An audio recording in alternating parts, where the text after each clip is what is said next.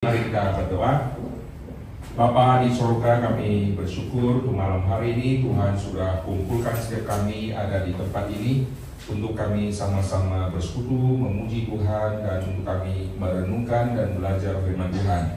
Tuhan pakai hamba-Mu di dalam menyampaikan firman. Tuhan beri kami konsentrasi untuk kami bisa menangkap rahasia firman. Dengar doa kami, dalam nama Tuhan Yesus kami berdoa. Amin. Oke, selamat malam Bapak Ibu saudara sekalian. Siapa yang baru pertama kali hadir di tempat ini? Boleh angkat tangan? Yang baru pertama. Wah, ini tanda-tanda zaman. Hari ini saya akan membahas tema tentang tanda, ya. Boleh tidak orang Kristen atau kita sebagai orang percaya meminta tanda? Nah, di dalam Alkitab kita menemukan banyak sekali ada kata tanda.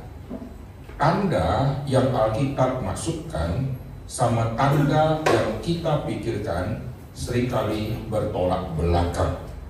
Karena kalau kita bicara tanda, biasanya yang aku mau.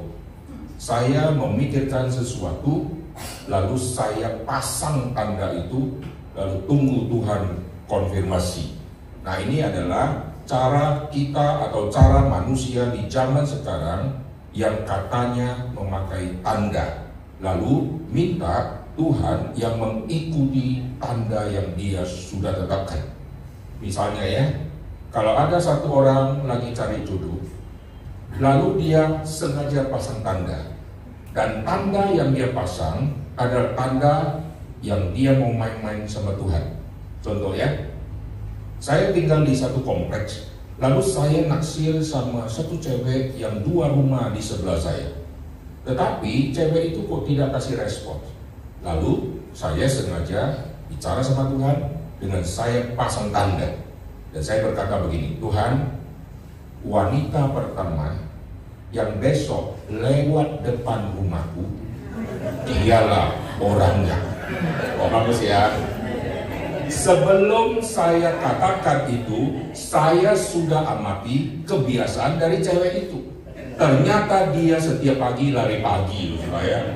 Lalu saya pasang tanda untuk minta Tuhan konfirmasi, seolah-olah pakai bahasa rohani. Aku tidak memakai caraku, aku sekarang minta petunjuk dari Tuhan. Jikalau betul ada satu wanita yang lewat depan rumah saya, orang pertama itulah pacar saya. Wah, setelah dia pasang tanda, dia tidur dengan nyenyak. Besok yang lewat, kaget dia. Kok beda? Ternyata tukang jamu. Nah, setelah dia berkata wanita yang pertama, lalu dia temukan ternyata tukang jamu, maka dia ulangi kepada Tuhan. Tuhan, masakan engkau tidak tahu seleraku? Sekali lagi Tuhan, kalau betul besok yang lewat adalah satu wanita yang masih muda, berarti dialah pacarku. Wah, kita mulai koreksi, pasang tanda yang berikutnya. Tadi bicara wanita, sekarang wanita yang muda. Jadi kita menyetir Tuhan. Kali pertama kita bilang wanita pertama yang lewat, ternyata tukang jamu yang sudah tua. Maka kali kedua kita bilang wanita muda yang lewat duluan. Lalu ternyata setelah ditunggu-tunggu, yang lewat adalah anak kecil, saudara. Waktu yang lewat anak kecil, maka tanda yang dia sudah tetapkan tidak cocok sama realita. Kira-kira dia kawini si anak yang masih muda itu, atau kawini sama yang tukang jamu atau tidak? Tidak ya. Kenapa? Karena manusia memasang tanda, dia mau setir Tuhan untuk mengikutinya. Coba pasang tanda yang tidak mungkin terjadi. Contoh, Tuhan, besok wanita pertama yang lewat depan rumah saya, yang kepalanya botak separuh, wah, gitu ya. Lalu yang pakai baju biru, yang pakai sepatu satu di kiri warna kuning, yang di kanan warna hijau, dan dia naik sepeda motor. Kalau ada orang seperti itu, dialah orangnya. Coba pasang. Sampai kiamat nggak ada wanita yang rambutnya botak separuh. Nah, di dalam kitab suci kalau kita melihat tanda-tanda yang muncul, itu bukan tanda-tanda yang besok gampang terjadi, atau yang kita pikirkan gampang terjadi. Semua tanda-tanda ini sulit sekali terjadi, itulah yang disebut tanda. Jikalau ada dua anak yang dilahirkan dari satu keluarga, lalu kita berkata, anak ini tandanya rambutnya putih. Ternyata anak yang satu juga ada rambutnya putih, maka rambut putih tidak jadi tanda. Yang jadi tanda adalah anak ini sama anak yang lain tidak ada yang sama, karena ada satu tanda yang membedakan. Misalnya tiba-tiba di hidungnya ada tompel hitam.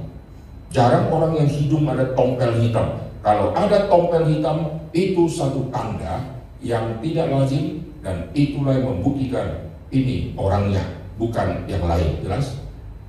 Jadi kalau wanita rambut panjang, itu bukan tanda. Wanita pakai kacamata, itu bukan tanda. Wanita yang matanya 3 biji, nah itu tanda.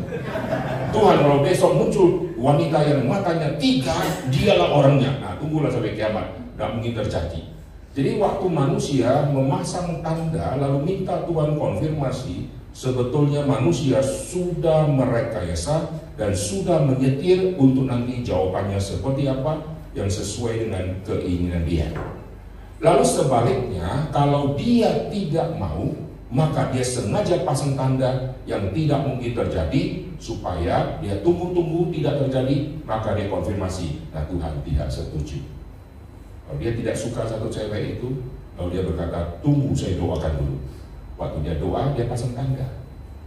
Tuhan, kalau besok dolar jadi 14.000, dialah orangnya. Tunggulah sampai kiamat dolar 14.000 ya, US dollar. Jadi dia sengaja pasang tanda yang tidak mungkin terjadi supaya dia dapat konfirmasi untuk berkata tidak kepada orang itu. Maka hati-hati kalau kita memasang tanda untuk minta petunjuk dari Tuhan. Di dalam Alkitab, Tuhan yang memulai menggunakan tanda. Mari kita lihat di dalam kitab Kejadian di pasal yang pertama. Jadi tanda ini Tuhan yang umumkan dan Tuhan yang gunakan. Kejadian pasal yang pertama di ayat yang ke-14. Berfirmanlah Allah, jadilah benda-benda penerang pada cakrawala untuk memisahkan siang dari malam. Biarlah benda-benda penerang itu menjadi tanda yang menunjukkan masa-masa yang tetap dan hari-hari dan tahun-tahun. Maka kita lihat, kalau pagi ada tandanya pagi, matahari bersinar, itu tanda. Satu kali lagi matahari muncul dan bersinar, berarti sudah ganti hari, itu tanda.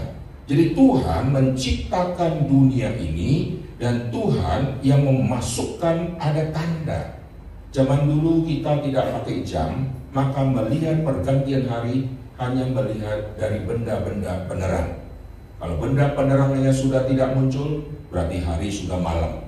Kita hanya tahu mana pagi dan mana malam. Kita tidak tahu jam berapa. Zaman dulu tidak guna jam. Maka Adam jam 3 janjian sama Hawa, tidak ada itu ya, itu habis. Ini tanda harus ganti. Habis. Baterai cas kelemahannya begitu. Begitu habis langsung mati dia, tak ada ampun dia. Tak kasih jeda, langsung hilang dia. Itu seperti dia. Ini tanda. Oke, zaman dulu tidak menunjukkan jam, karena jam itu tidak signifikan. Dan jam nanti baru akan dipakai setelah perkembangan zaman, maka jam itu sangat penting. Kalau kita lihat nanti sampai kepada zaman waktu sudah berlakunya jam, maka ada jam doa. Jam 3 itu jam doanya orang-orang Yahudi. Maka jam menjadi jam yang sangat penting.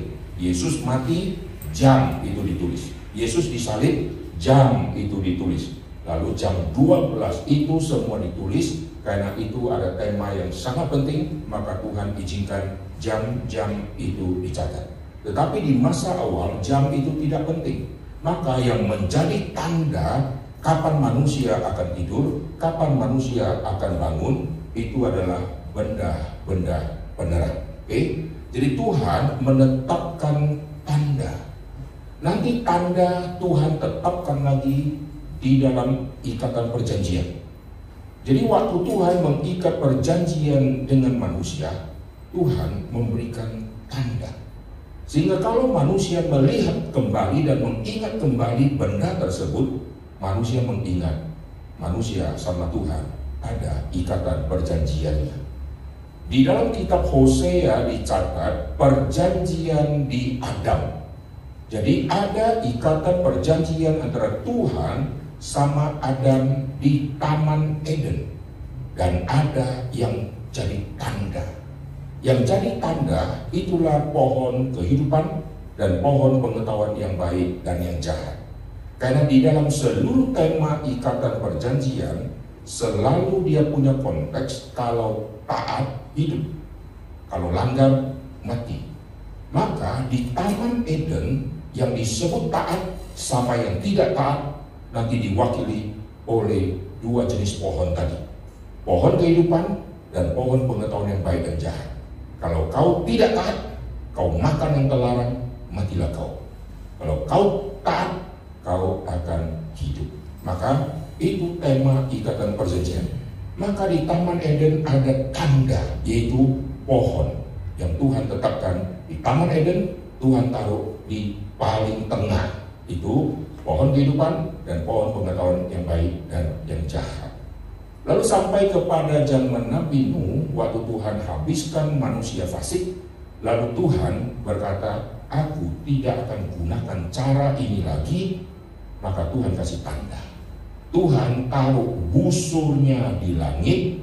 Itu zaman dulu sebut busur, dan itu kita kenal, itulah pelangi. Tuhan taruh pelangi di langit, dan pelangi itu warnanya 7. Itu angka sambat. Tuhan berhenti dari penghukuman yang Tuhan kerjakan dengan menggunakan air. Karena tema Nuh itu adalah tema sabat. Nuh artinya rest, sabat. Maka Nuh sabat di dalam batra. Dan Tuhan tetapkan busur sebagai tanda. Jadi waktu kita melihat ada busur, ada pelangi, ingat, tidak mungkin tenggelam lagi bumi ini. Kalau ada hujan banjir, pasti lokal, nggak usah panik, gitu kan? Lalu sampai kepada zaman Abraham, Tuhan mengikat perjanjian dan Tuhan beritahukan tentang keturunan. Keturunan Abraham akan banyak. Pada Abraham sudah tua, Sarah sudah mati haid. Karena ikatan perjanjian ini berbicara tentang keturunan, maka kelamin Abraham harus disunat. Nah, ini tema yang sangat penting. Sunat adalah tanda. Kalau sunat itu dikerjakan, maka seluruh keluarga yang masuk di dalam sunat, mereka masuk dalam ikatan perjanjian. Oleh sebab itu orang Yahudi sangat ketat melakukan sunat. Karena mereka tidak mau dibuang oleh Tuhan, mereka mau di dalam ikatan perjanjian. Dan sunat dilakukan kepada kelamin, sunat kelamin. Maka dari sunat yang Abraham kerjakan, kita menemukan satu jawaban, anak perjanjian pasti Ishak, bukan Ismail. Karena Ismail sama Ishak itu jaraknya 13 tahun. Dan 13 tahun itu waktu Ismail lahir, Abraham kelaminnya belum disunat. Belum ada ikatan perjanjian yang Tuhan tetapkan sebagai tanda sunat. Lalu setelah Abraham disunat, nanti berikutnya, karena Abraham disunat umur 99, nanti berikutnya baru lahir Ishak. Maka karena kelamin sudah masuk dalam ikatan perjanjian, tanda perjanjian itu, maka anak yang dilahirkan melalui kelamin itu adalah anak janji. Maka kita percaya Ishak anak janji. Orang agama lain percaya Ismail, itu urusan dia ya. Tapi yang Alkitab sudah nyatakan sejak Abraham disunat, barulah nanti si Ishak lahir. Itu tanda, yaitu sunat. Maka orang Yahudi sangat merasa diri mereka paling tinggi karena seluruh manusia hanya tubuh mereka yang ada tanda yang Tuhan tetapkan. Kita tidak ada tanda ya, orang Chinese tidak ada tanda-tanda ya. Tapi orang Yahudi bangga, sebagai laki-laki kami ada tanda yang Tuhan tetapkan untuk kami. Dan mereka menghina bangsa-bangsa yang tidak bersunat. Mereka merasa mereka lah anak-anak yang Tuhan pelihara, yang Tuhan jaga, lalu nanti masukkan dunia kekekalan. Nah, itu kesalahan fatal dari mereka ya. Nanti sampai kepada zaman Musa, Tuhan ikat perjanjian, nanti ada tanda, itu turunnya 10 hukum. Kalau kau taat, jalankan, kau hidup. Tidak taat, kau mati. Sampai kepada zaman Daud, itu ada tanda, yaitu tata. Aku akan mengokohkan tata kerajaan Daud, akan muncul tunas yang keluar dari tunggul Isai. Jadi waktu kita melihat tanda, ini di dalam kitab suci semua bicara tanda-tanda yang besar yang Tuhan tetapkan. Nanti kita akan melihat waktu manusia mau mendeteksi apa yang Tuhan mau kerjakan, manusia memakai tanda, minta tanda, dan minta Tuhan konfirmasi. Nah, ini menarik ya. Maka tadi saya katakan apa yang kita pikirkan tentang tanda sama yang kita pikirkan, yang kita nyatakan ini beda. Karena yang kita pikirkan kita sudah kalkulasi semua ya. Nah, sampai kepada zaman kitab suci kita melihat Tuhan menetapkan tanda. Dan nanti Tuhan memanggil hamba-hambanya, Tuhan juga kasih tanda. Siapa hamba Tuhan ini? Hamba Tuhan sejati atau hamba Tuhan yang palsu? Tandanya bagaimana? Maka Tuhan kasih urapan khusus kepada hamba-hambanya. Ada Roh Kudus menghinggapi hamba-hambanya, dan Tuhan kasih mereka kuasa untuk melakukan mujizat. Jadi mujizat di dalam diri para nabi dengan kuasa yang Tuhan berikan, bukan untuk demonstrasikan secara sembarangan, lalu pakai tanggal dan waktu dan rutin. Dari Tuhan kasih mereka kuasa untuk nanti mereka gunakan untuk menyatakan apa yang Tuhan mau, dan bukan apa yang dia pikir lebih enak buat setiap minggu ada mujizat seperti ini. Tidak ada itu. Tuhan kasih Musa, lalu Tuhan panggil Musa. Nanti tongkat Musa, tongkat yang Harun pakai, Tuhan pakai untuk lakukan mujizat. Tetapi tidak setiap kali tongkatnya dipakai untuk buat mujizat terus. Pada saat Tuhan yang perintahkan, maka hari itu tongkat Tuhan akan pakai. Tapi kalau Tuhan tidak perintahkan, dia pakai tongkatnya sebagai pukul, tidak mungkin akan terjadi apa-apa. Jadi mereka menangkap kalau Tuhan mau lakukan sesuatu mujizat dan Tuhan mau melakukan satu tanda, maka semua barang bisa Tuhan pakai. Nah, Alkitab membedakan ada tanda dan Alkitab membedakan ada mujizat. Mujizat sama tanda ini beda. Setiap mujizat tidak tentu dalamnya ada tanda. Tetapi kalau sudah bicara tanda, ini pasti mujizat. Saya ulangi ya. Mujizat begitu banyak, tetapi tidak semuanya ada tanda. Ada tanda, itu sudah pasti mujizat. Maka tanda dan mujizat itu Alkitab bedakan. Tanda-tanda dan mujizat. Nah, orang-orang Yahudi waktu melihat Yesus lakukan mujizat, mereka rasa biasa. Karena kalau Yesus lakukan mujizat mereka lihat biasa. Maka mereka tuntut tanda, apakah yang kau bisa lakukan? Tanda dari surga. Mereka tuntutnya tanda, bukan hanya mujizat. Nah, apa hubungan tanda sama mujizat? Di dalam kitab suci, Tuhan memberikan kuasa kepada nabi-nabi. Nabi-nabi bisa lakukan mujizat. Dan di antara mujizat nanti yang mereka kerjakan, ada tanda di baliknya. Misalnya, di zaman Nabi Elia, dia lakukan mujizat, bukan hanya lakukan mujizat biasa, tetapi tanda untuk membuktikan Tuhanku, Tuhan yang hidup, yang menurunkan api. Bukan mendemonstrasikan Tuhan punya api, gitu ya. Tuhan bisa kirim api untuk bakar engkau gitu ya. Tuhan bisa datangkan api dari langit yang begitu banyak. Itu mukjizat. Tetapi waktu api yang turun itu adalah tanda. Pada saat Yesus dibaptis ada tanda. Itu apabila engkau melihat nanti Roh Kudus turun kepada orang itu, dialah orangnya. Dia adalah yang dijanjikan. Maka Yohanes waktu membaptis orang, dia terus perhatikan. Ini semua dengar firman Tuhan, mujizat, bisa tobat, mujizat ini luar biasa. Mereka mengaku dosa, mau minta diri dibaptis, wah mujizat.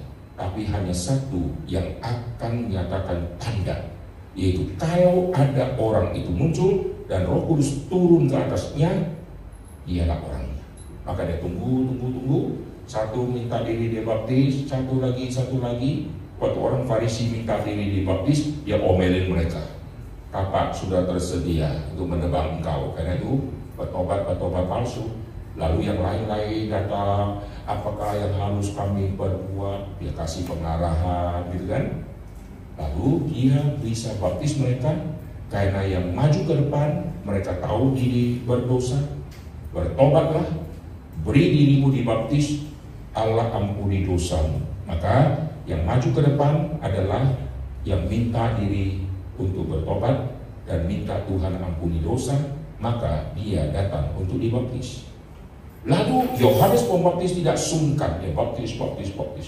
Mendadak waktu Yesus muncul untuk dibaptis, tapi bukan karena pengampunan dosa, karena Yesus orang berdosa, maka minta diri dibaptis. Saat itu Yohanes langsung mengetahui, akulah yang perlu dibaptis oleh.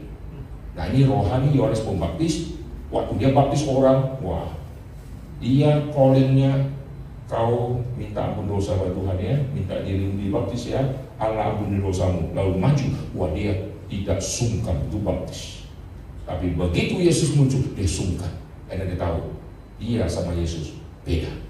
Tetapi dia belum mengetahui bahwa Yesuslah orangnya yang dituju tadi.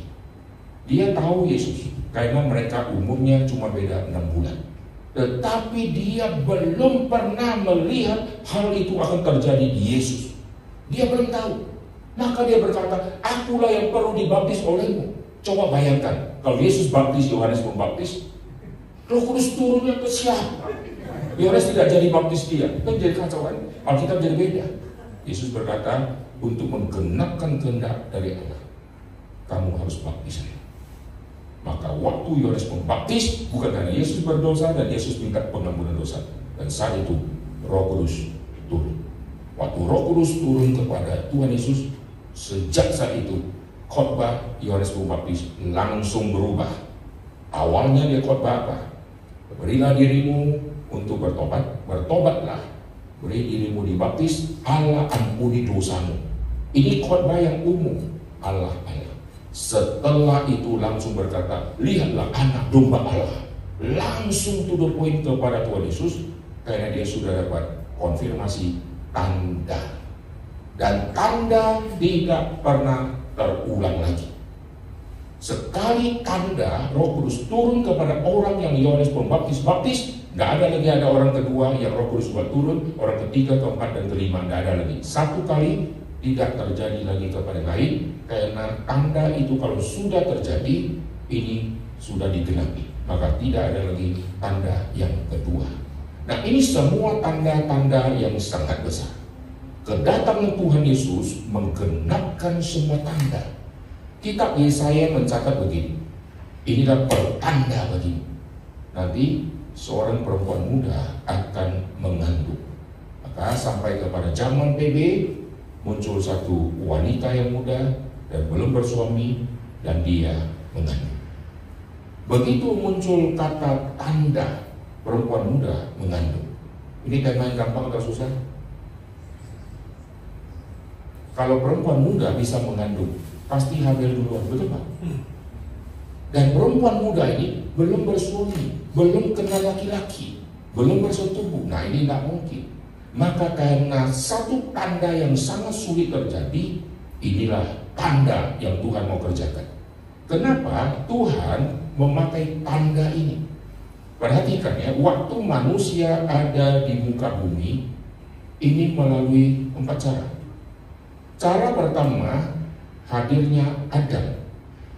Adam ada, nggak perlu pakai laki-laki, nggak perlu pakai perempuan. Oke? Tuhan cipta dari debu tanah. Tidak pakai laki-laki, tidak pakai perempuan. Ingat ya. Sekarang Hawa pakai laki-laki tidak? Pakai laki-laki. Lalu pakai perempuan tidak? Tidak ya. Ya. Tadi tidak pakai laki-laki, tidak pakai perempuan. Adam, Hawa pakai laki-laki, tidak pakai perempuan. Lalu Adam dan Hawa punya anak, termasuk kita ini. Kita lahir pakai laki-laki, pakai wanita tidak? Pakai. Sisa satu yang belum, yaitu pakai perempuan, tidak pakai laki-laki. Dan ini disiapkan hanya untuk satu orang, yaitu Yesus. Yang nomor 1 Adam, nggak terulang lagi. Yang nomor 2 Hawa, nggak terulang lagi. Yang terus terulang kita yang nomor 3. Dari mama papa, mama papa, mama papa, mama papa.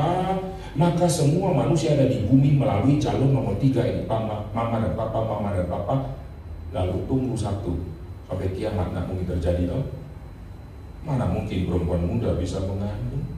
Nah, orang mulai mikir, kedatangan Tuhan Yesus, hamilnya Maria tidak masuk akal, tapi mereka terima ya. Adam dari debu tanah. Adam dari debu tanah sebetulnya juga nggak masuk akal, betul? Yang Hawa dari tulang rusuk, nggak masuk akal. Lalu kalau kita pikir manusia kita dari laki-laki nikah sama perempuan, lahir kita nggak masuk akal, betul nggak? Semua kelahiran manusia sebetulnya nggak masuk akal, tapi kita terima. Begitu sudah bicara Yesus lahir dari perempuan muda, nggak masuk akal, nggak ilmiah. Karena sudah bicara Yesus, juru selamat, manusia akan menyerang habis-habisan yang juru selamat ini. Maka kalau nanti ada yang dilahirkan melalui perempuan muda, ini adalah tanda. Setelah kalimat itu keluar tentang tanda, dan Kejadian 3:15 keturunan perempuan, berarti akan saatnya tiba keturunan perempuan. Berarti semua laki-laki dan wanita kalau sudah nikah, nggak ada kemungkinan lahir dan Mesias.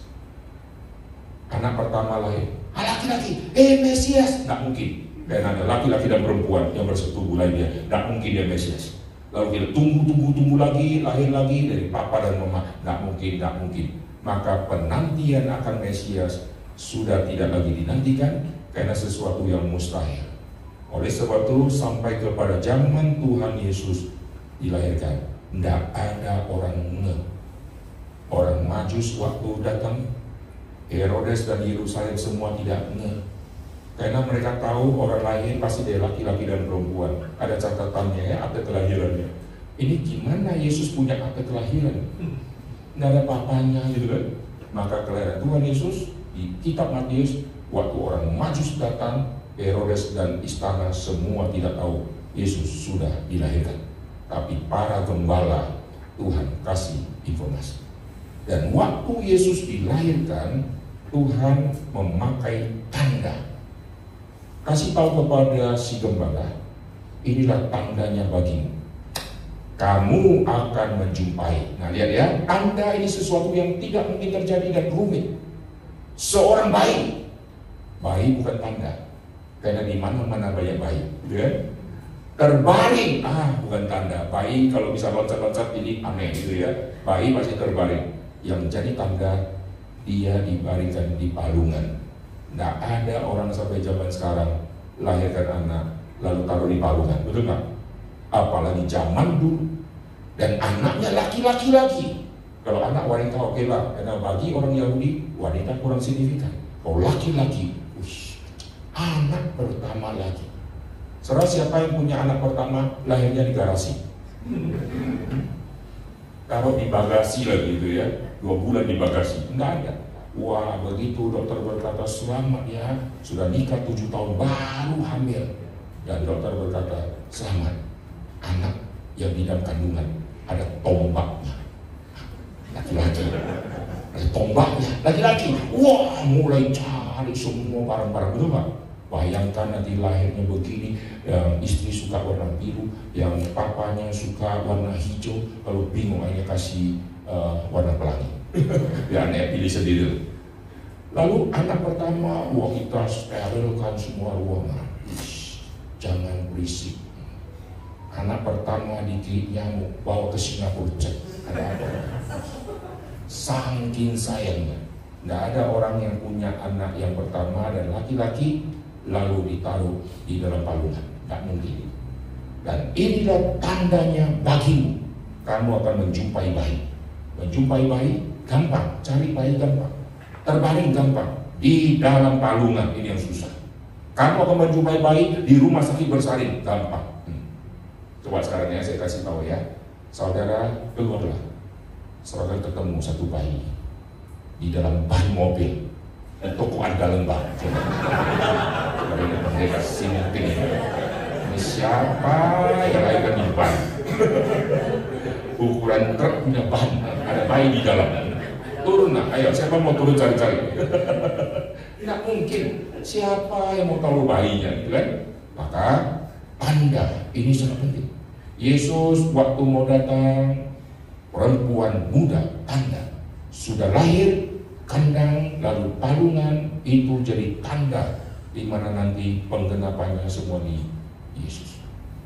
Yesus waktu nanti dibawa ke rumah Tuhan, nanti akan muncul Simeon. Anak ini akan menjadi tanda perbantahan. Maka di mana ada Tuhan Yesus, pasti terjadi perbantahan. Anak haram kah, anak zina kah, masa dia anak Allah kah, apa yang dia katakan, dari kuasa mana dia bisa lakukan itu? Siapa yang utus dia? Anak tukang kayu kok sok-sokan gitu kan? Di mana Yesus berada akan menimbulkan perbantahan. Ini kalimat dari Simeon. Anak ini akan menjadi tanda. Dan orang-orang Yahudi terus membuntit Tuhan Yesus, dan mereka sengaja mengincar tanda yang Yesus bisa kerjakan untuk mencobai dia. Dan Yesus berkata gini, angkatan ini angkatan yang jahat. Mereka meminta tanda. Aku tidak akan kasih tanda selain tanda Nabi Yunus. Nah, perhatikan ini semua tanda-tanda yang dari Tuhan, yang sangat sulit, yang tidak mungkin kita pikir dan bisa terima. Tapi inilah tanda. Aku akan memberikan kepada mereka tanda Nabi Yunus. Nabi Yunus. Yunus di PR sama Yesus di PP. Apa maksudnya? Inilah tanda kematian dan tanda kebangkitan. Yunus di dalam perut ikan, dia berteriak, dan Alkitab catat Yunus pasal kedua, aku berteriak dari dalam dunia orang mati.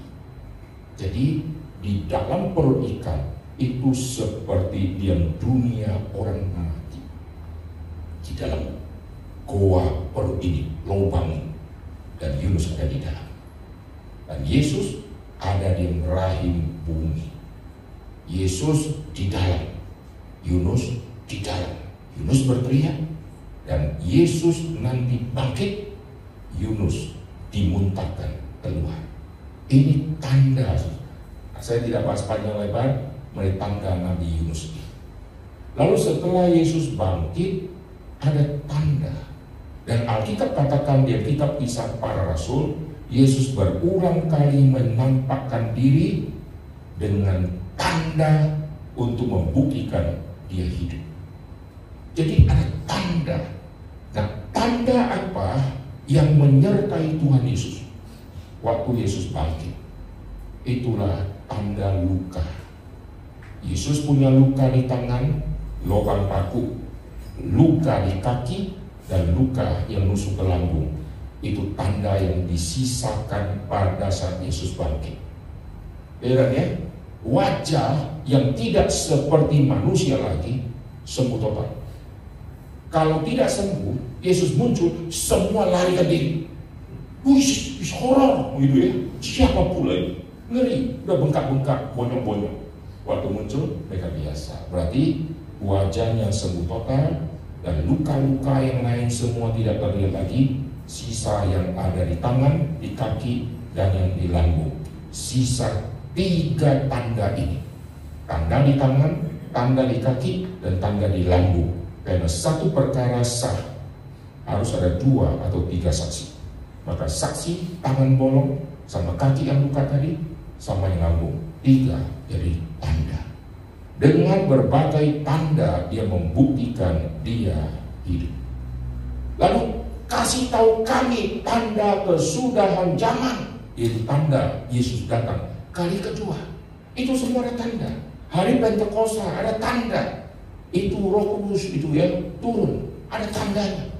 Nanti mereka akan berkata-kata. Waktu mereka berkata-kata, ini bukan bahasa lidah, saudara. Mereka berbahasa-bahasa. Jadi mereka berkata dalam bahasa manusia yang dimengerti oleh bangsa-bangsa yang lain.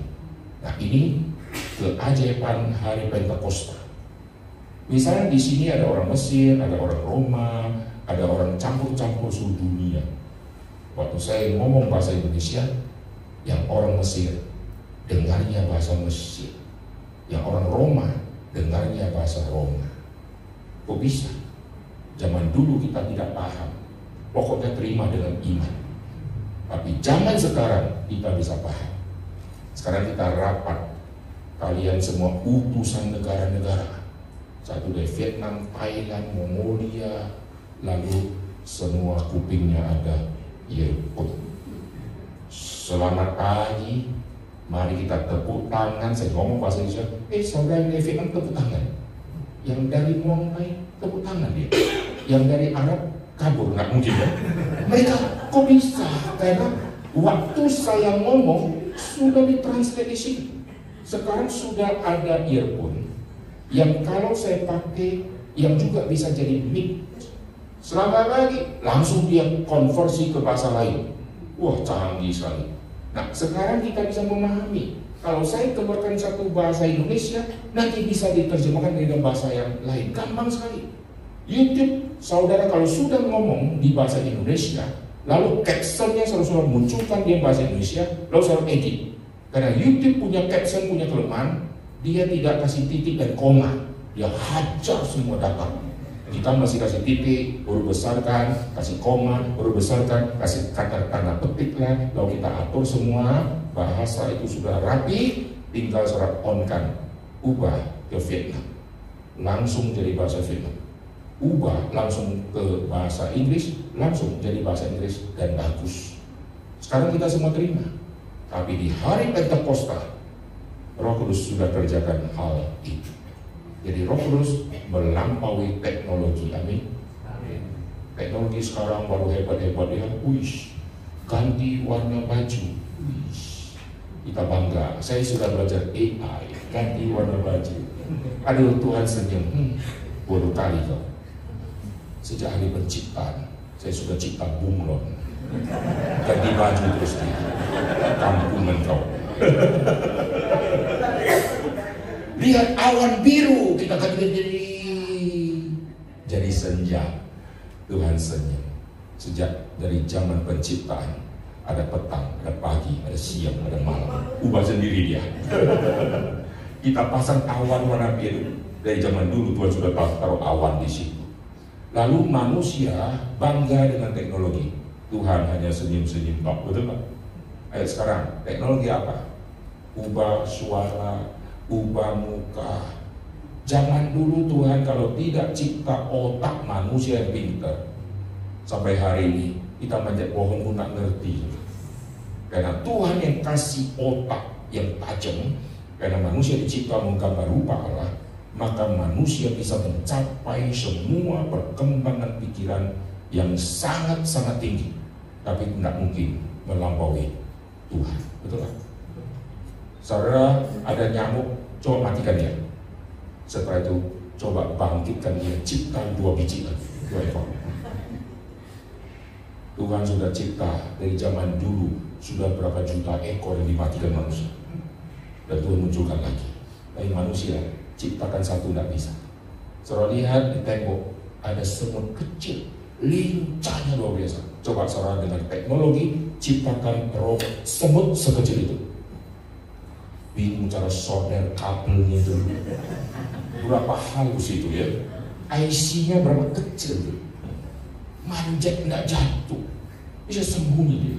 Dan bisa bawa barang yang lebih besar dari dia. Dan dia berdiri di dalam. Lucunya nggak ampun tuh ya. Waktu manusia mulai bisa buat robot, hanya pindahkan bola atau gelas, ceret, viral. Zaman saya kuliah komputer, nggak pernah lihat robot. Tapi begitu muncul ada orang bisa buat program robot, hanya pindahkan bola, viral. Tuhan dari dulu cipta anak kecil pindahkan bola, lebar bola. Tuhan senyum-senyum kampungan, baru pindahkan bola. Jadi manusia kadang-kadang keterlaluan. Sudah dikasih ilmu, dikasih teknologi, dikasih semua kesempatan, akhirnya dengan ilmu manusia melawan Tuhan. Ini sayang sekali ya. Nah sekarang kita kembali. Tuhan memberikan tanda, dan semua tanda-tanda ini semua uniknya luar biasa. Yesus waktu lakukan mujizat, semua mujizat yang Kristus lakukan ada banyak yang berisi tanda. Dan Injil Yohanes di pasal yang akhir itu mengatakan masih banyak lagi tanda-tanda yang Yesus perbuat. Yesus merubah air lalu jadi anggur. Ini tanda pertama. Jadi jangan lihat, wih air jadi anggur. Wih kalau saya jual 1 botol saya jual. Itu tidak ada signifikan mau cuan berapa gitu ya. Lalu anggurnya bisa kita hirup, aduh wanginya gitu ya. Lalu kita teguk, aduh panasnya. Nggak ada hubungan dengan wangi dan panas. Kita mau catat, ada tanda. Apa tanda air menjadi anggur? Ini paralel dengan tulah yang pertama. Air menjadi darah. Waktu air menjadi darah, ini hukuman. Waktu air menjadi anggur, ini berkat. Jadi Tuhan datang memberikan berkat. Dan berkat pertama Tuhan berikan di hari perkawinan. Ini pernikahan. Itu seperti berkat di Taman Eden. Tuhan yang hadir di pernikahan manusia, yaitu Adam dan Hawa. Tuhan hadir di situ. Dan Tuhan memberkati mereka, beranak cuculah dan bertambah banyak. Dan di hari pernikahan di Yohanes pasal kedua, itulah tanda pertama. Ada berkat di hari pernikahan. Maka berkat Tuhan turunkan nanti melalui jalur keluarga. Terlebih lagi keluarga yang Tuhan persiapkan untuk nanti menurunkan Mesias, Tuhan pelihara semua, tidak boleh salah. Nah, kalau saudara-saudara pahami semua prinsip ini, sekarang kita akan melihat manusia meminta tanda kepada Tuhan, dan tanda itu sangat sulit terjadi, dan akhirnya terjadi. Kita lihat di Kejadian pasal ke-24. Ini adalah satu contoh yang sangat penting yang tidak boleh salah. Karena ini penentuan jadi datangnya Mesias atau tidak. Kalau Ishak dapat istri yang salah, Mesias bagaimana bisa lahir? Maka nyonyanya Ishak tidak boleh salah. Nanti nyonyanya Yakub, satu persatu yang pernah jadi leluhurnya Tuhan Yesus, mereka nikah sama siapa? Ini semua dia ketetapan Tuhan. Meskipun kita lihat ada yang melakukan dosa-dosa, tetapi Tuhan pelihara karena ini masih dalam jalur turunnya Mesias. Mari kita lihat di dalam kitab Kejadian di pasal yang ke-24. Nah, Kejadian 24 akan saya bahas lebih detail, karena melalui ini nanti kita akan mengkoreksi semua tanda-tanda yang manusia suka pakai. Karena ini adalah satu-satunya kali bicara tentang tanda dengan panjang lebar dan berisi semua pengajaran yang paling komplit, yaitu Kejadian pasal 24. Perhatikan di dalam kitab suci, Abraham telah tua dan lanjut umur, serta diberkati Tuhan dalam segala hal. Wah, kalimat ini menarik ya. Saudara, kalau sudah tua, biasanya Tuhan sudah tidak berkati karena sudah jauh dari Tuhan. Waktu muda Oke, diberkati, rajin kali dia. Banyak anak-anak muda rajin setelah nikah hilang, punya anak lebih hilang lagi, punya cucu gone. Bayi-bayi nggak tahu kemana dia. Waktu masih muda, masih pemuda dan pemudi, wah hidupku untuk Tuhan. Karena ada yang dia incar. Lalu waktu pacaran, janji sama pacarnya, biar kita nanti membangun keluarga, biar rumah tangga kita jadi mesbah yang harum. Kita harus setuju melayani Tuhan, jangan undur. Itu semua omong kosong. Lalu setelah nikah, Tuhan kami minta anak. Kalau Tuhan kasih anak, kami didik anak ini baik-baik. Hanya dapat anak, dan anaknya overacting gitu ya. Lalu ributnya luar biasa, susah dikendalikan. Akhirnya, Tuhan, Engkau kasih saya anak yang cerewet kayak begini, yang susah diatur, maka daripada menjadi batu sandungan di gereja, mending gua didik dulu di rumah. Hanya tidak ke gereja lagi, tidak dibawa ke sekolah minggu, suami diberkati, lalu dikasih proyek yang lebih banyak, lalu kota-kota begitu banyak dia harus kunjungi, hanya tidak pulang rumah, tidak ke gereja lagi, rohani mulai jauh dari Tuhan. Lalu anak sudah besar, anak nikah, lalu usaha mulai maju dan mulai ada gangguan, dan istri tambah aneh gitu ya, anak juga tambah aneh karena rohani nggak beres lagi. Akhirnya di masa tua jauh dari hadapan Tuhan. Abraham lain saudara ya. Abraham melewati jatuh bangun yang begitu panjang, tapi Alkitab catat dia sudah tua, dia sudah lanjut umur, tapi diberkati Tuhan dalam segala hal. Nah lihat, rohani Abraham luar biasa. Abraham adalah salah satu orang yang saya kagumi karena dia bisa mempengaruhi hamba-hambanya. Dia mempengaruhi dua hamba yang sangat penting. Yang laki-laki adalah Eliezer. Di Kejadian pasal ke-15, Eliezer hamba dari Abraham, orang gansik. Orang gansik itu tidak mengerti Tuhan, tapi ikut sama Abraham, nanti mendapatkan iman yang luar biasa. Ada satu lagi perempuan dari Mesir, yaitu Hagar. Orang Mesir menyembah berhala, nggak ngerti Tuhan dia. Tapi Hagar memahami Tuhan begitu dalam. Eliezer memahami Tuhan begitu dalam. Nah, hamba yang dicatat di pasal 24 ini adalah Eliezer yang di pasal 15. Mari kita lihat di pasal ke-24. Berkatalah Abraham kepada hambanya yang paling tua, ini adalah Eliezer, di pasal 15 sudah muncul. Dalam rumahnya yang menjadi kuasa. Jadi Abraham memilih di antara semua hamba-hamba dia begitu banyak untuk menjadi kepala rumah tangga, untuk mengatur semua yang ada di rumah tangga. Dan Abraham pilih orang yang paling beriman. Saudara pilih orang untuk menjadi ketua, kepala, pilih yang beriman atau pilih yang punya pengalaman dan ilmu tinggi? Rata-rata. Coba kalau saudara terima karyawan ya, saudara baca apa? Pengalaman kerja, nggak ada. Imanku sebesar apa, nggak ada ya. Saya bisa memindahkan gunung misalnya ya, nggak ada itu. Itu tidak masuk dalam level untuk cari kerja. Yang ada tahun berapa lu kerja, posisimu apa, apakah yang kau lulusan mana, bisa bahasa Inggris, bisa bahasa gila, bisa bahasa apa aja, semua dilistan semua. Wah ini orang potensinya luar biasa. Oke, ini masa-masa kita pakai interview. Yang tidak ilmu tinggi nggak mungkin dipanggil, betul nggak? Maka orang di zaman sekarang kebobolan yang rusak adalah hanya mengumpulkan orang pintar, tapi tidak kumpulkan orang beriman. Orang pintar analisa jago, tapi setelah analisa nggak berani melangkah karena nggak ada iman. Teorinya dalam, tapi tidak ada iman. Perenang-perenang yang belajar renang, teorinya luar biasa. Tarik nafas, buang nafas, kepala miring, kapan sedot, kapan buang, teorinya banyak.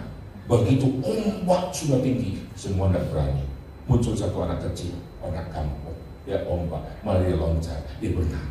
Orang kaget, lu sekolah di mana? Nggak ada teori. Pokoknya dari kecil gua sudah cemplung-cemplung, sudah tenggelam 5 kali, hampir mati 3 kali, hanya dia cemplung. Yang ini yang harus jadi pelatih renang anakku, betul nggak? Biasanya kita cari pelatih renang apa? Yang punya ijazah renang gitu kan? Tapi begitu dia ombak, langsung ciut.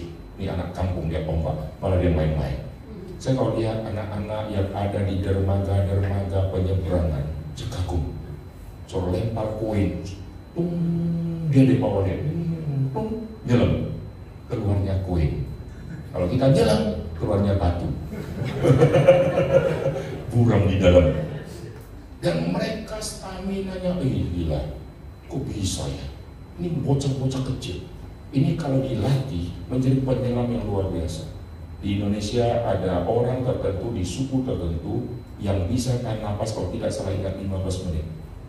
Dia bisa tahan napas ke bawah dia jalan. Dan ini mau mencapai rekor. Kalau nggak salah 15 menit atau berapa? Dan itu orang Indonesia. Nah, orang-orang kayak gitu mana ada studi? Karena dia dilahirkan memang dari kecil sudah seperti itu. Mungkin paru-parunya, hidungnya, mungkin dia punya kulit, punya tubuh, sudah adaptasi sama dunia air, dan dia sudah tidak rasa apa-apa. Tapi kalau kita, jangan coba-coba 5 menit. Nanti ketemu lagi rumah duka.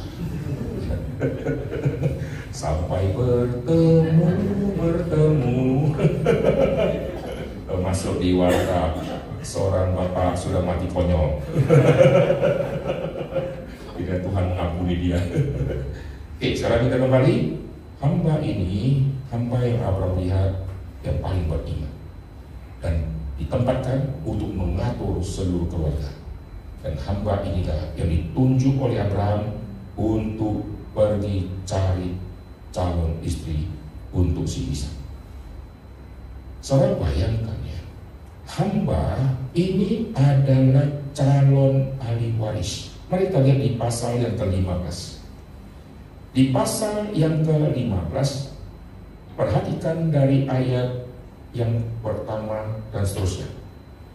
Kemudian datanglah firman Tuhan kepada Abraham dalam suatu penglihatan, janganlah takut Abraham, akulah perisaimu, upahmu akan sangat besar. Abraham menjawab, ya Tuhan Allah, apakah yang akan kau berikan kepadaku, karena aku akan meninggal dengan tidak mempunyai anak, dan yang akan mewarisi rumahku ialah Eliezer.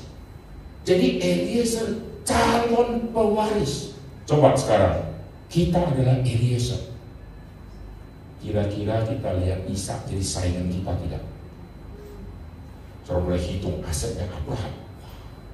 Punya rumah, alam sutra, BSD, Kadin Serpong, apartemen, penthouse gitu ya. Punya ternak, punya lahan, punya kolam renang, punya gunung kidul punya dia gitu ya. Kita hitung semua asetnya, dolarnya ada berapa juta dolar. Lalu kita pikir Abraham mati, wah yang dapat. Tapi ada satu yang jadi saingan, Ishak. Kira-kira saya pikir habisi Ishak atau tidak? Habisi, masuk penjara, nggak dapat warisan. Maka jangan habisi, betul nggak? Sebisa-bisanya kita menghambat. Kalau bisa Ishak rusak, sehingga nanti Ishak tidak dapat bagian. Maka kalau kita seperti Eliezer yang model seperti itu, Kejadian 24 pasti isinya lain. Tapi Eliezer luar biasa.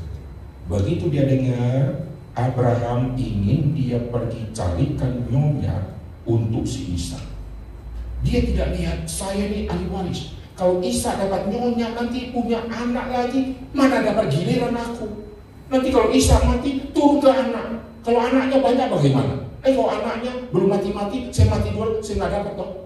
Maka kalau bisa saya cari yang mandul tuh dia, saya cari nenek-nenek tua yang sudah tidak mungkin melahirkan anak gitu ya, supaya saya tidak muncul saingan-saingan yang lain. Tapi herannya, dia ditugaskan untuk cari. Dan Abraham orang beriman, dia menugaskan orang beriman. Mari kita kembali ke pasal yang ke-24 tadi. Ini nanti akan menjadi fondasi penting untuk semua orang yang pasang tanda-tanda. Oke, kembali ke pasal 24. Ayat kedua bagian bawah, baiklah letakkan tanganmu di bawah pangkal pahaku. Ini tradisi sumpah di zaman dulu. Supaya aku mengambil sumpahmu demi Tuhan Allah yang punya langit dan punya bumi, bahwa engkau tidak akan mengambil untuk anakku seorang istri dari antara perempuan Kanaan yang di antaranya aku diam. Jadi Abraham tidak mau dapat istri orang Kanaan. Ini rohani Abraham sudah menembus ke zaman-zaman yang akan datang. Di zaman yang akan datang nanti, Tuhan keluarkan larangan, jangan kawin campur sama perempuan Kanaan. Di zaman Nehemia, dia melihat sudah terjadi kawin campur dan dia usir semua itu. Jadi nggak boleh kawin campur. Kenapa? Karena nanti istrinya akan mencondongkan hati anakmu kepada berhala. Dan Abraham sudah mengerti ini. Wah, ini rohani Abraham hebat ya. Lihat ayat 4. Kau pergi ke negeriku, pulang kampung, cari seorang istri untuk anakku. Kalau saudara jadi mak comblangnya orang lain, saudara pilih satu cewek untuk ke teman saudara yang cowok, saudara pilih yang sama seneng atau yang saudara paling benci? Kebanyakan orang jodohin orang yang dipilih itu jodohin, biasanya dia juga suka orang itu, maka dia jodoh-jodoh itu.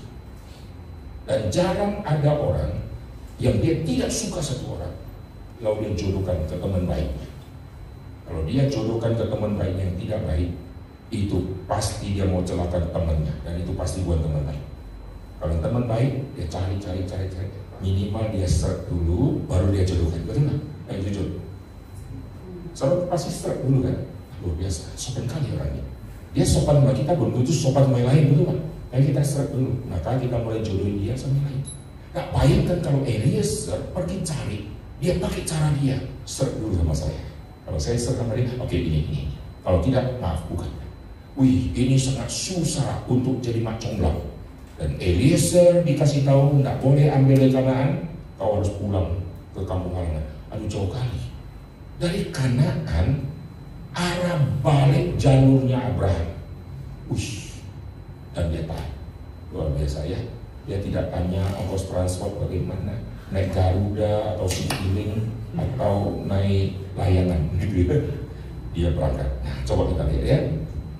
Saya langsung cerita ya, nanti saya akan loncat-loncat untuk kita lihat ayatnya.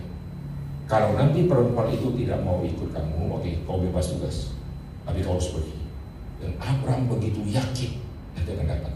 Lalu kalau saya sebagai Eliezer, waduh, saya belum pernah ke kota yang jauh, lalu gimana ini? Coba lihat. Ayat yang ke-8, tetapi jika perempuan itu tidak mau mengikuti kau, maka lepaskan kau dari sumpah. 9, lalu hamba itu meletakkan tangan di bawah pangkal paha Abraham, lalu sumpah. Kemudian hamba itu mengambil 10 ekor dari unta tuannya, ya, ambil 10 ekor. Dan pergi dengan membawa berbagai-bagai barang berharga ke punya tuannya. Jadi dia sudah bawa, dalam asumsi akan dapat, maka perhiasan harus dibawa. Demikianlah ia berangkat menuju arah Mesopotamia, dia ke kota Nahor, itu Haran. Di sana disuruhnya unta itu berhenti di luar kota. Perhatikan ya, dekat suatu sumur. Pada waktu petang hari, waktu perempuan-perempuan keluar untuk menimba air. Lalu berkatalah ia, Tuhan, Allah Tuanku Abraham, buatlah kiranya tercapai tujuanku pada hari ini. Tunjukkanlah kasih setiamu kepada Tuanku Abraham. Di sini aku berdiri dekat mata air, dan anak-anak perempuan penduduk kota yang datang keluar untuk menimba air. Dia tidak kenal siapapun mereka. Kiranya terjadi begini. Nah, dia pasang tanda. Anak gadis kepada siapa aku berkata, tolong miringkan buyungmu itu supaya aku minum. Dan yang menjawab, minumlah, unta-untamu juga aku beri minum. Dialah orangnya. Saudara coba cari jodoh pakai cara ini, saya percaya saudara akan bujangan seumur hidup.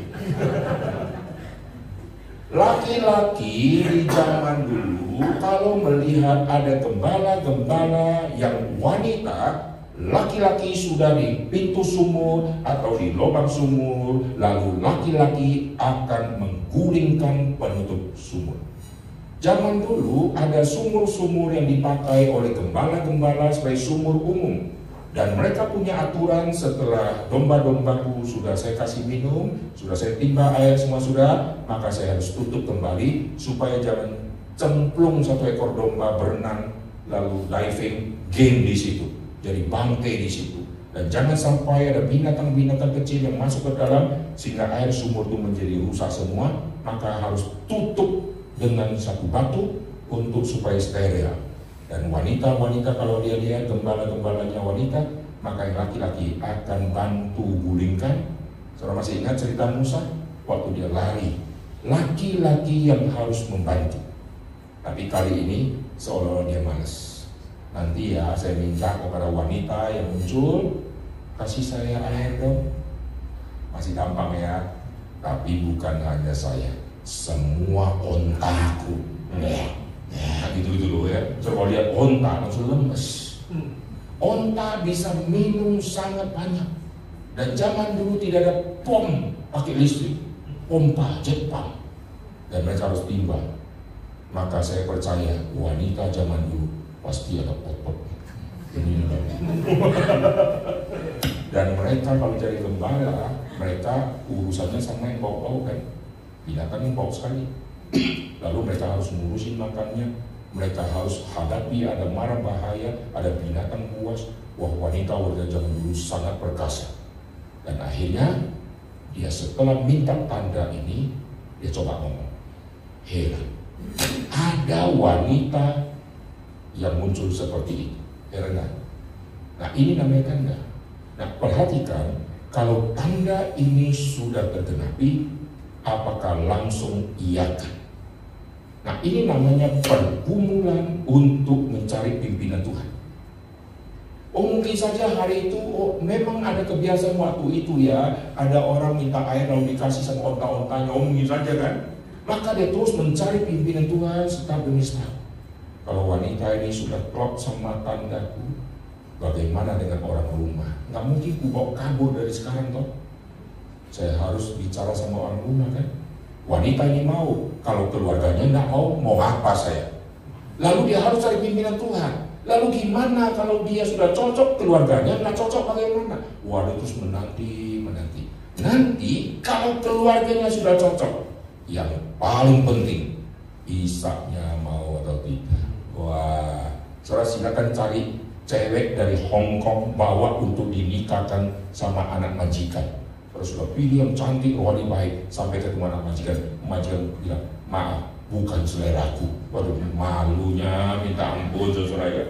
Wah ini semua mesti menunggu timingnya Tuhan. Lalu Ishak juga rohani sangat baik. Maka kita lihat semua yang dicatat di Kejadian pasal 24, semua kelompok rohaniawan. Meskipun Laban nanti kita bisa lihat hidupnya itu agak lika-liku, tetapi di saat itu dia sangat memahami, bukan melihat ini itu, tetapi Tuhan memimpin semua jadi lancar. Mari kita lihat betapa rohaninya si Ishak. Di pasal ke-24, di pasal yang ke-24 ayat ke-62, adapun Ishak telah datang dari arah sumur Lahai Roi, ia tinggal di tanah Negeb. Menjelang senja Ishak sedang keluar untuk berjalan-jalan di padang, ia melayangkan pandangannya, maka dilihatnya ada unta-unta datang. Ribka juga melayangkan pandangannya, ketika dilihatnya Ishak, turunlah ia dari unta. Katanya kepada hamba itu, siapa laki-laki itu yang berjalan di padang ke arah kita? Jawab hamba itu, dialah tuanku itu. Lalu Ribka mengambil telengkungnya dan bertelungkunglah ia. Kemudian hamba itu menceritakan kepada Ishak segala yang dilakukan. Lalu Ishak membawa Ribka ke dalam kemah Sarah ibunya dan mengambil dia menjadi istrinya. Kalau Ishak mau, ternyata Sarah punya imajinasi. Laki-laki yang ku mau, hidungnya mancung, matanya ngeblok-ngeblok. Begitu lihat Ishakku lain, nggak jadi tahu balik gitu ya. Wah cerita jadi lain. Nah perhatikan rohani Ishak ada di mana? Di dalam terjemahan bahasa Indonesia tidak jelas. Lihat di ayat 63, menjelang senja Ishak sedang keluar untuk berjalan-jalan di padang. Bahasa aslinya Ishak sedang semedi. Jadi Ishak sedang meditasi, sedang berjalan, sedang merenung, sedang berdoa, sedang ibadah kepada Tuhan, menantikan jawaban yang nanti dia akan lihat. Ini rohani luar biasa. Dia sedang mencari pimpinan Tuhan, bukan menunggu cantik tidak, cantik tidak, cantik tidak, ngeblow tidak, ngeblow tidak, rambutnya panjang atau pendek, gitu kan, belah tengah atau belah samping, nggak ada itu. Dia terus mencari pimpinan Tuhan dan dia terus meditasi, betul dia lihat. Maka seluruh pasal 24 itu isinya happy ending, bagaimana Tuhan bekerja di dalam seluruhnya. Tuhan menggenakan satu persatu. Eliezer tidak lagi dicatat dalam kitab suci, tapi peranan dia luar biasa. Dengan dia mempertemukan Ishak sama Ribka, dan nanti Ishak sama Ribka punya dua anak, yaitu anak kembar itu, maka Eliezer langsung tereliminasi, tidak mungkin lagi menjadi ahli waris, betul nggak? Tapi dia tidak peduli untuk merugi diri, yang penting kehendak Tuhan yang terjadi. Dan Ishak akhirnya mendapatkan Ribka dan akhirnya mereka menikah. Ribka juga rohani sangat baik. Seorang wanita sama orang lain tidak kenal, tapi punya hati menolong. Heran. Kasih kepada onta. Berarti tidak pernah mikir untung rugi diri. Dan kalau Ribka jelek wajar ya, tapi Ribka cantik. Biasanya wanita cantik mana mau urusan kayak gitu, betul kan? Jaim-jaim kok, wih saya cantik begini, suruh saya jadi babu, gitu ya. Tapi Ribka lain. Nah, akhirnya Ribka menjadi orang yang nanti Ribka nikah sama si Ishak. Nah, ini pasal 24, pasal yang sangat panjang, sampai ayat ke-67. Perhatikan ayat 67. Ishak membawa Ribka ke dalam kemah Sarah ibunya. Perhatikan penjelasan ini. Kemah Sarah ibunya, dan mengambil dia menjadi istrinya. Ishak mencintainya, dan demikian ia dihibur setelah ibunya meninggal. Ada penjelasan pengganti dari Sarah itu adalah Ribka yang menghibur si Ishak. Jadi satu Sarah yang sangat cantik sudah tua dan mati. Ishak sedihnya luar biasa karena mama, tapi sekarang dihiburkan dengan munculnya Ribka. Jadi Ribka bukan hanya jadi istri yang mendampingi, tetapi menjadi penghibur dari kesedihan dari si Ishak waktu mamanya meninggal dunia. Dan peranan dari si Ribka berapa susah. Satu sisi ini suami, sisi yang lain dia juga harus menghibur si suami ini. Dan Sarah itu lama tinggal bersama dengan Abraham, dan bagaimana si Ribka pertama kali lihat rohani Abraham, melihat seluruh keluarga besar Abraham, bagaimana dia seorang yang belum pernah tinggal di komunitas orang kaya kayak begitu harus beradaptasi. Ini tidak gampang. Kebanyakan cewek kalau sudah nikah sama orang kaya langsung gayanya berubah, kayak cukong dia. Saya percaya Ribka tidak. Ribka harus beradaptasi melihat semua orang-orang di komunitas Abraham, dan dia harus bertindak dengan baik karena dia yang akan menjadi nyonya besar. Sarah sudah tidak ada, maka bapak leluhur yang kedua adalah Ishak dengan nyonyanya yaitu Ribka. Nanti Abraham juga tidak ada, maka Ishak yang menjadi induknya dan Ribka yang menjadi induknya. Berapa pentingnya dua orang ini, dan Ribka, Ishak tidak boleh dapat pasangan yang salah. Maka tanda yang diberikan ini adalah tanda yang Tuhan berkenan. Oke, sekarang kita kembali. Waktu kita mau cari jodoh, bolehkah kita pakai tanda? Silakan pakai tanda yang Eliezer ya. Saya mau tunggu kapan saudara nikah. Saudara ganti kalimatnya. Tuhan, kalau saya sampai ke mall, lalu saya nggak bisa parkir, saya minta satu cewek, tolong parkirkan mobil saya. Dan dia berkata, bukan hanya mobilmu, semua mobil di sini aku akan parkirkan. Dialah orang. Tunggulah sampai kiamat. Tidak ada satupun yang akan kerjakan hal itu. Nah, waktu kita mau pasang tanda, ingat hati-hati ya. selalu kita akan kena kontaminasi. Kalau kita sudah ada pilihan, maka tanda kita arahkan ke pilihan itu. Kalau memang kita sudah lama cari jodoh nggak laku-laku, kita tanda petik sedikit murni, Tuhan siapa saja, yang penting wanita. Memang sudah kebelet mau nikah dia ya, bukan rohani dia. Pokoknya siapa saja Tuhan, yang penting ya rohaninya baik. Ya, pakai bahasa rohani gitu ya. Dari mana kita tahu rohani dia baik? Ternyata rohani dia tidak baik bagaimana? Kebanyakan kita nilai rohani dia baik karena kita orang kurang rohani. Bagaimana kita nilai rohani baik? Nggak mungkin.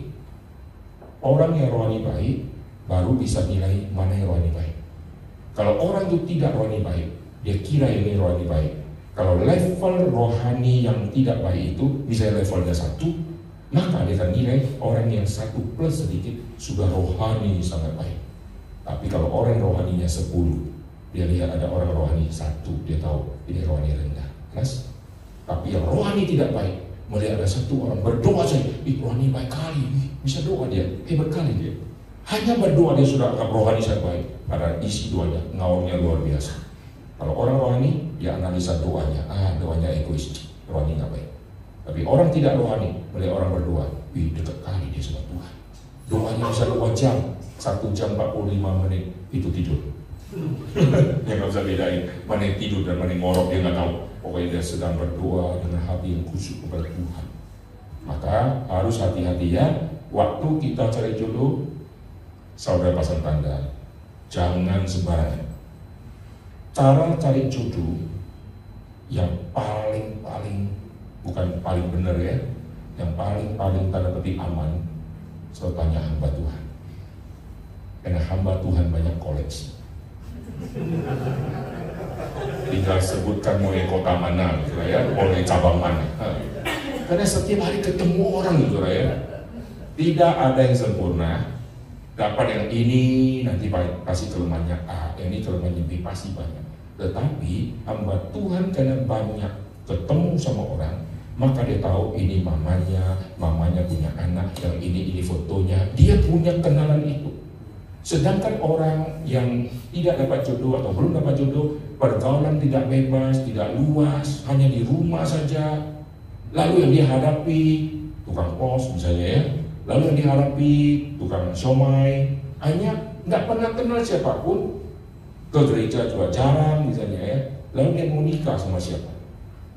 Ada orang jatuh cinta ya, zaman dulu mereka tulis surat, wah 1 surat 2-3 minggu baru sampai dan dibalas. Zaman dulu kalau kita kirim surat, wah hari-hari penantian. Kalau tunggu dengar suara sepeda motor tukang pos, ada pengharapan. Ternyata dia lewat ke sebelah, aduh lemes, tunggu besok lagi gitu ya. Zaman dulu wah, ada nyamuk yang kita pukul, kita tempelin ke kertas surat. Untuk tandai ini lagi saksi cinta kita berdua. Ini kan ada nyamuk yang mati di sini. Luar biasa. Sampai tulis nangis, tetes air mata. Inilah tangisan cintaku padamu. Luar biasa. Begitu tengah cium-cium wangi-wanginya kertas itu, aduh kita hafal tulisan dia. Sekarang kalau pakai email semua Times New Roman.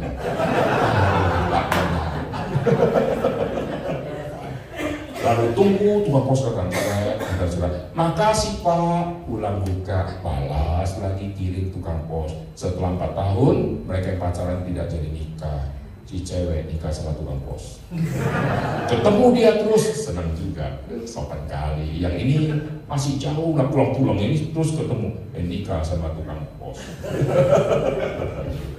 Banyak orang belum nikah karena tidak tahu banyak orang. Di manakah ada contoh ayat kitab suci? Lot punya 2 anak gadis. Anak gadisnya keluarkan kalimat apa? Sudah tidak ada laki-laki di bumi yang dapat membangkitkan keturunan bagi kita. Mari kita tidur sama Bapa. Dia kira dunia tidak ada laki-laki lagi. Jadi banyak orang kira, aduh kalau saya dapat cokai ini, jatuh lagi, ngeri. Dia tidak tahu di sebelah-sebelah di dunia lain masih banyak cowok yang baik-baik. Lalu kalau dia lihat 5 cowok yang dia tidak senang, yang hidupnya tidak beres, maka dia kira seluruh dunia seperti itu. Padahal dia tidak tahu tempat lain banyak yang lebih baik. Dan kalau dia kira semua cowok baik, jangan salah, tidak semua cowok baik. Ingat, dunia sangat banyak. Nah, sekarang pertanyaan, di mana cowok kita berada? Di mana cewek kita berada? Seberapa jauh saudara bergerak? Seberapa banyak pergaulan saudara? Jodoh kalian pasti di sekitar sana. Kalau tidak nikah sama teman SD, sama teman SMP, teman SMA, teman kos, teman kampus, teman gereja, lalu teman yang dikenali sama teman, itu radiusnya, disitulah pasangan kita berada. Nggak mungkin tiba-tiba kita bangun orang Afrika muncul di depan, akulah suamimu. Baiklah, nggak ada itu. Sudah bisa dapat orang Afrika karena ada medsos. Pasti kontak dia dulu, betul Pak? Jadi seberapa luas pergaulan kita, pasangan kita pasti di sekitar sana. Kalau saudara terus mainnya di kos gereja, nanti nikah sama tante kos. Maka mesti perluas sedikit. Setelah perluas, Tuhan, ini semua manusia begitu banyak. Sekarang gua bingung Tuhan. Nah, maka saudara mesti konseling. Tanya sama Tuhan. Pak, ada satu orang yang gua seneng Pak. Menurut Bapak bagaimana? Pendeta mungkin sudah pernah konseling pasangan itu atau orang itu. Maka pendeta melihat kau sama dia kurang cocok. Kenapa? Kau dijelasin.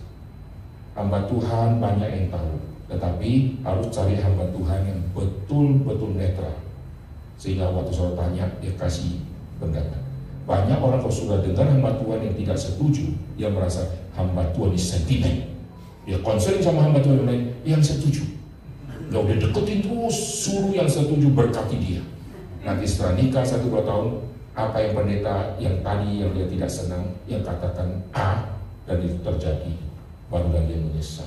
Tapi sudah tidak bisa. Jadi saudara, kalau sudah tunggu lama tidak dapat, jangan sok rohani juga ya. Kutip Matius pasal 19. Demi kerajaan Allah ada orang ditetapkan tidak menikah. Kalau demi kerajaan Allah, katakanlah sejak SD.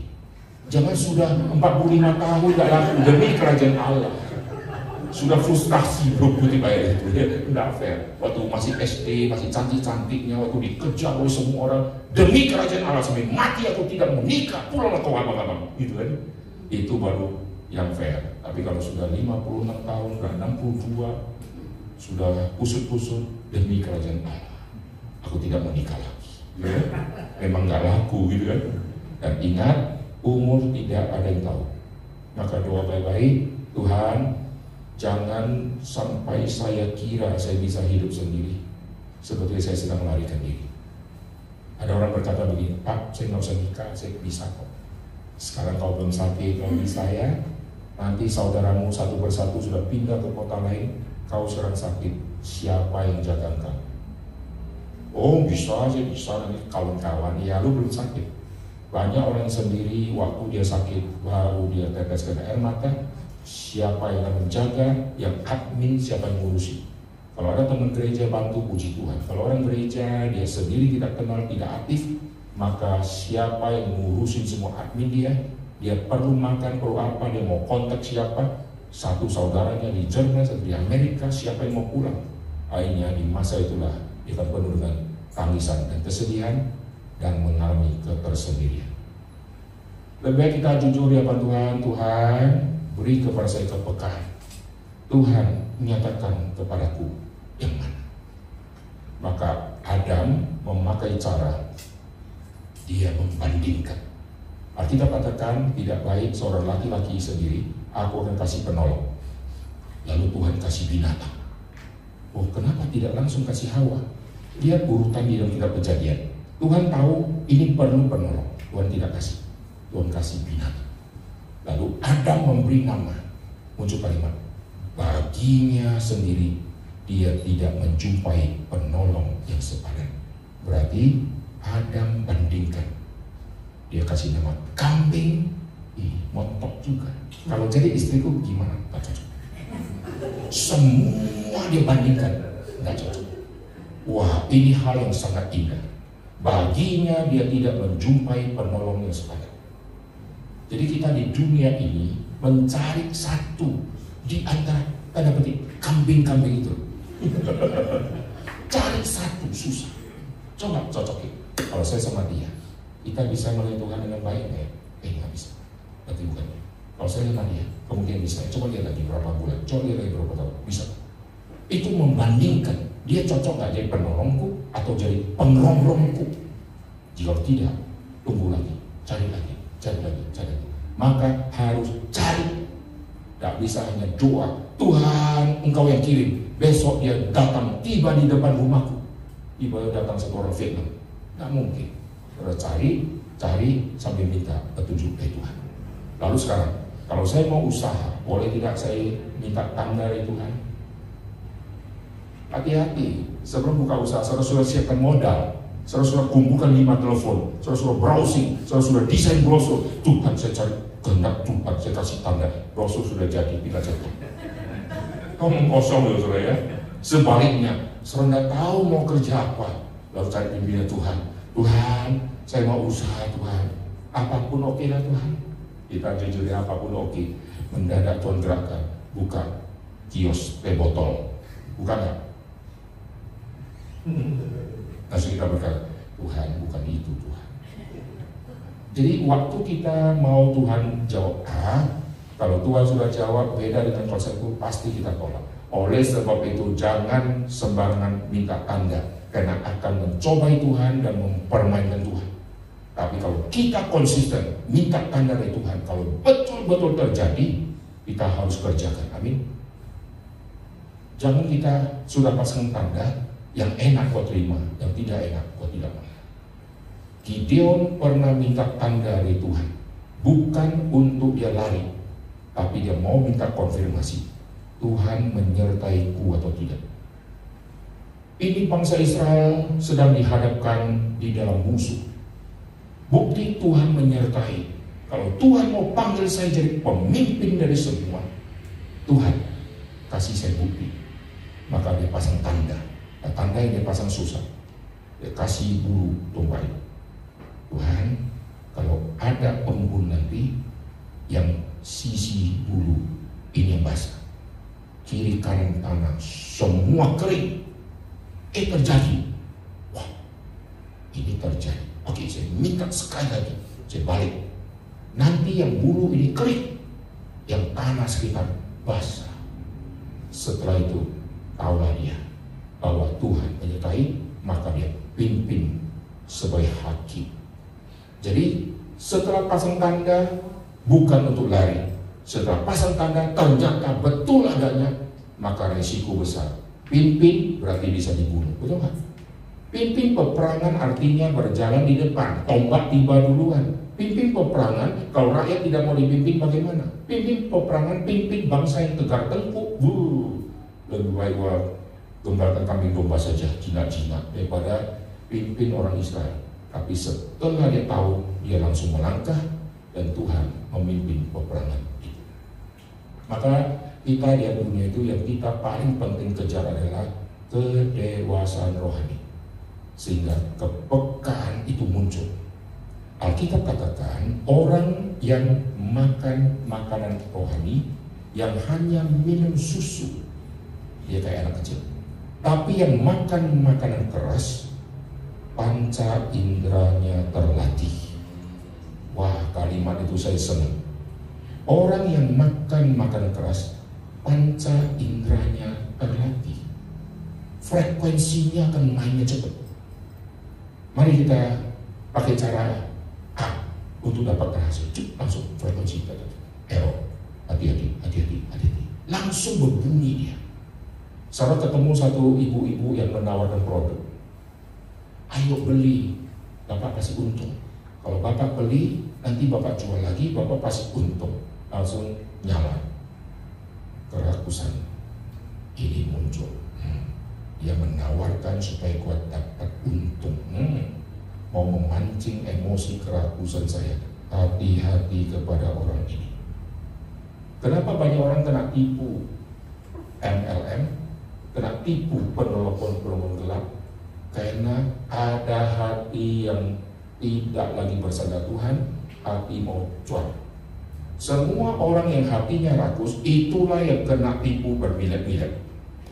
Coba kalau kita hatinya tidak terikat kepada semua hal-hal dunia.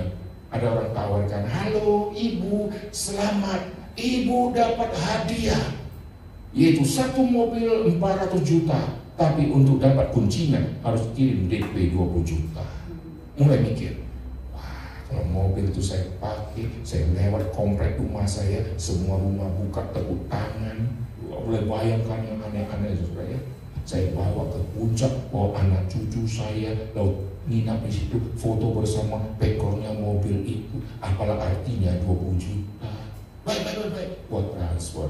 Ternyata tipuan. Nggak mungkin orang akan kasih kepada kita dengan secara gampang. Ini ada hadiah, tolong diklik. Begitu klik, dibobolin semua. Saya sampai hari ini nggak pernah kena tipu masalah keuangan.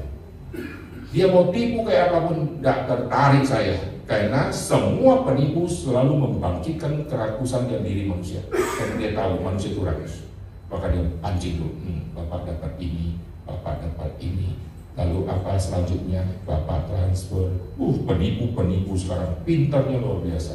Dan kasihan orang-orang yang lagi butuh duit, lalu ditawarkan bisa. Maka dia ikut, lalu dia transfer semua uang yang ada, akhirnya jatuh miskin. Hati-hati ya. Nggak usah minta tanda, Tuhan ada orang telepon mau kasih mobil hadiah ke biar BCA, minta tanda dari Tuhan. Kalau besok tidak hujan berarti benar Tuhan. Gampang itu besok tidak hujan. Memang hatinya sudah mau.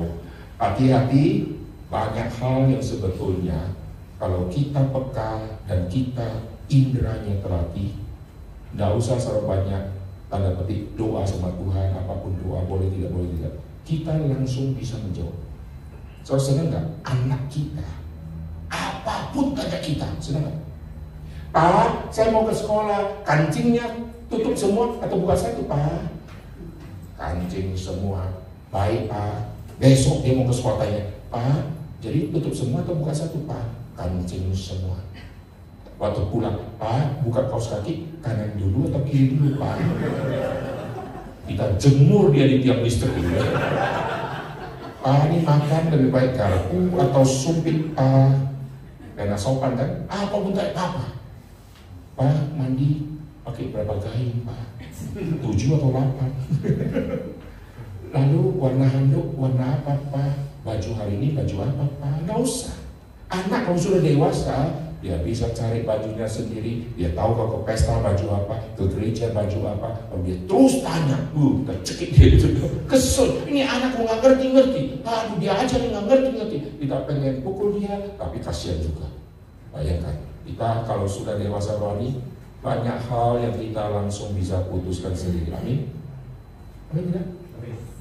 Nggak usah disuruh harus ke gereja, nggak usah disuruh harus baca firman, karena sudah dewasa. Kenapa sampai hari ini kok ke gereja masih diingat-ingatin? Ingatnya besok ke gereja ya, sudah 3 minggu ibu nggak datang. Emangnya harus ke gereja? Lebih parah lagi ya. Ingat ke gereja ya, belajar firman. Kalau kita sudah dewasa rohani, kalimat itu nggak perlu dikatakan untuk kita, karena otomatis kita akan kerjakan. Betul?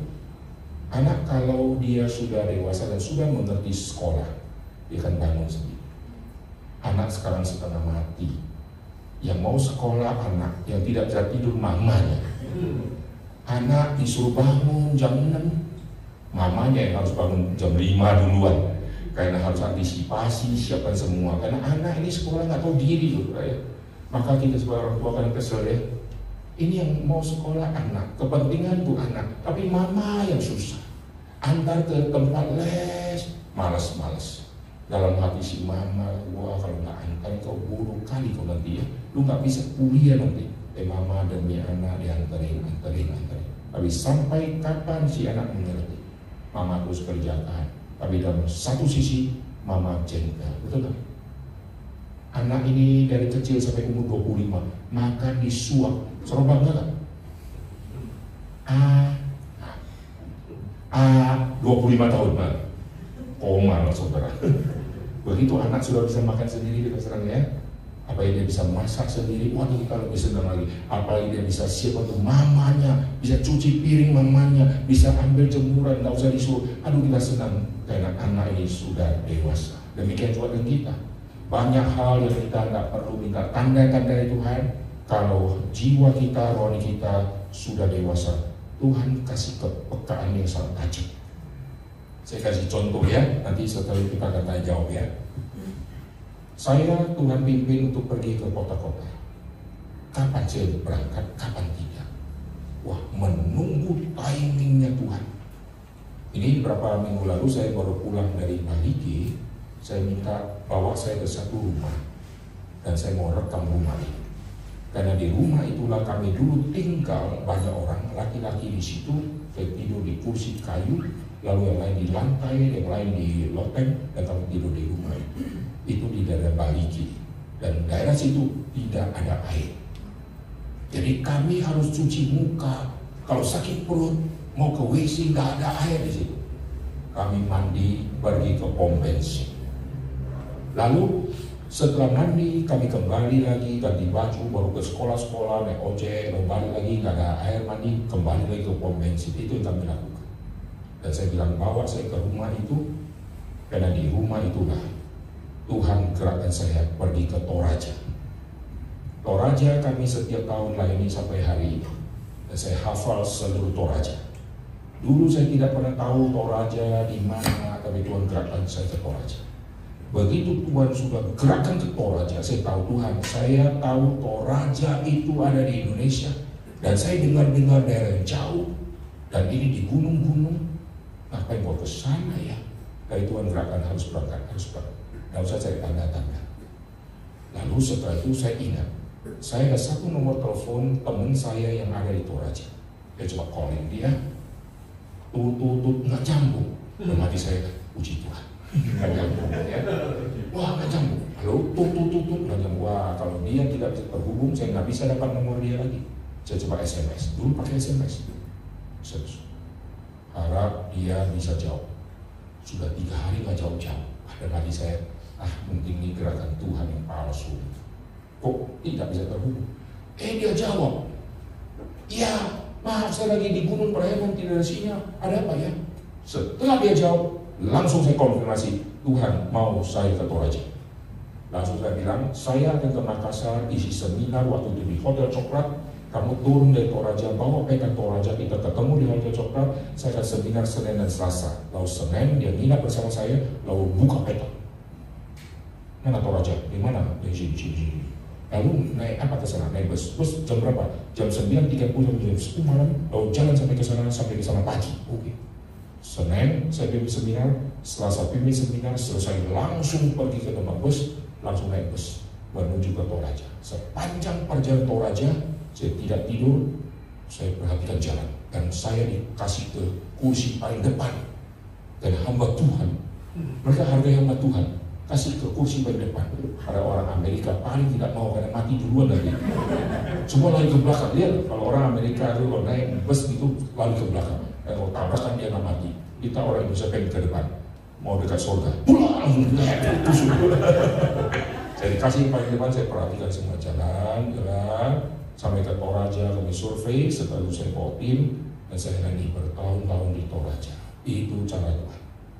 Jadi kepekaan tidak usah dikatakan. Lalu waktu saya mau ke Sumba, saya sudah keliling banyak tempat. Suatu saat di kebaktian umum, Pak Tong panggil saya, lalu dia wawancara, tidak pernah janji. Aita, kamu habis ini mau ke mana pelayanan? Saya mau ke Sumba, Pak Tong. Saya nggak tahu Sumba di mana, naik pesawat turun ke mana, pokoknya Tuhan gerakkan saya mau ke Sumba. Saya sudah gumulkan Sumba, saya mau ke Sumba.